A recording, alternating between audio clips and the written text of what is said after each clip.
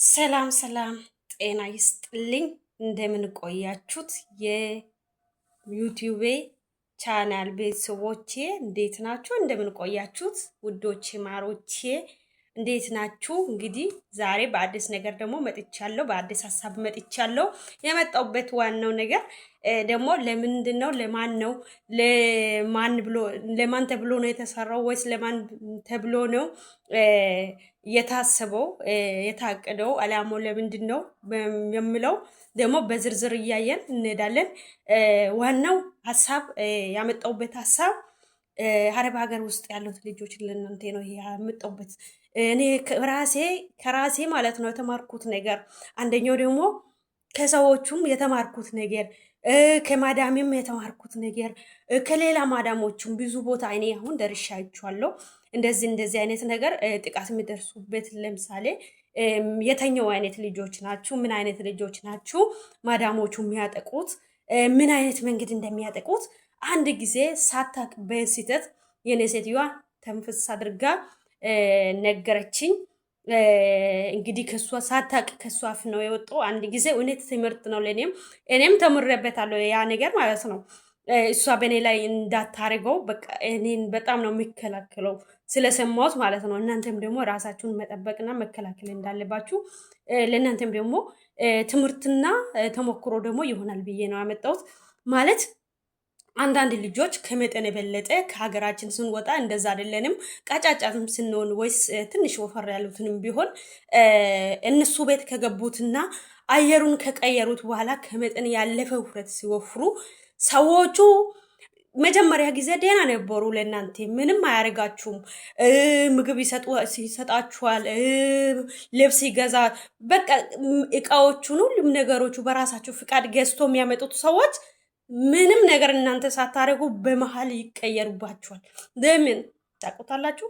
ሰውነታችሁ ሲጨምር፣ ውበታችሁ ትንሽ እንትን ስንል ደግሞ በዛ ላይ ከነጸባያችሁ ጭምር ነው። በጣም ሲቃይ መከራ ነው የሚያበሉት። ለምን እንደሆነ ልንገራችሁ። ዋናው ቁልፉ እዚህ ጋር ነው ያለው። እንድትከሱ እንደዛ ነው ብላ የነገረች የሆነች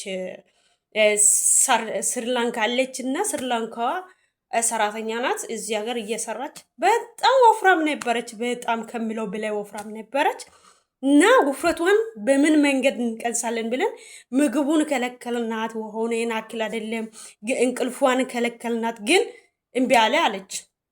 እንጮህባታለን በሷ ላይ።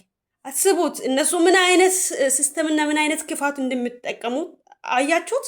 ራሳችሁን ጠብቁት።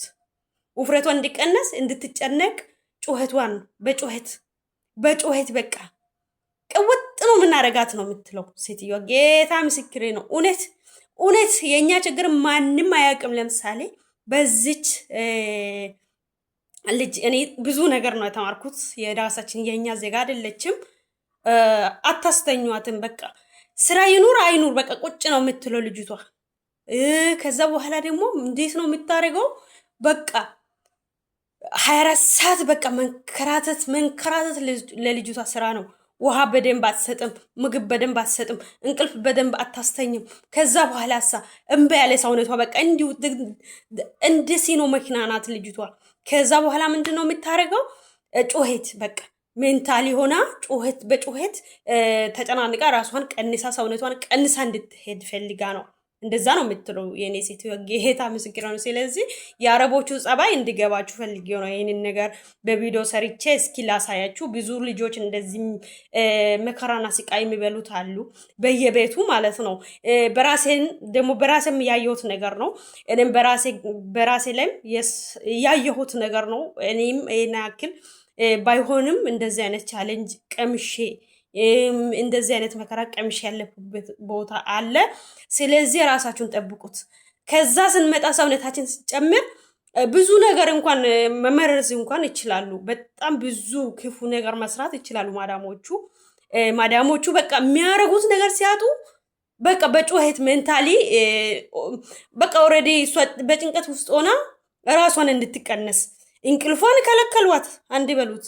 ሁለተኛ ምግብ በደንብ አይሰጧት። ውሃ እንኳን በደንብ ቀዳ እንድትጠጣ አይፈቀድላትም። ከዛ በኋላ ጩኸት ራሷን በቀስታ ራሷን ጭንቅላቷን እንድትለቅ ማለት ይሄ ማለት በቃ ሰው ልጅ እንዴት በጩኸት ውፍረቱን ይቀንሳል? ይሄ ማይታሰብ ነገር ነው። ሜንታሊ ይሆናል ጭንቅላቱ በቃ ጤንነቱ እንዲጎልና ራሱን ስቶ እንዲሄድ ማድረግ ስራ ነው።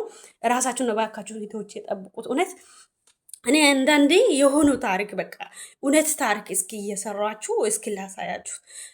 ደግሞ አንዳንድ ነገሮቹ የሆኑት ተጨባጭ ነገሮቹን በራሴ ለሚያደረሰ ነገር በሌሎቹም ደግሞ እኔ ያየሁበት ነገር እስኪ ልንገራችሁና እናንተም ደግሞ እኔን ተከታተሉኝና እንደዚህ አይነት ጥቃት እንዳይደርስባችሁ ራሳችሁን ጠብቁት። ፈጣሪ ይጠብቃችሁ። እንግዲህ ባይ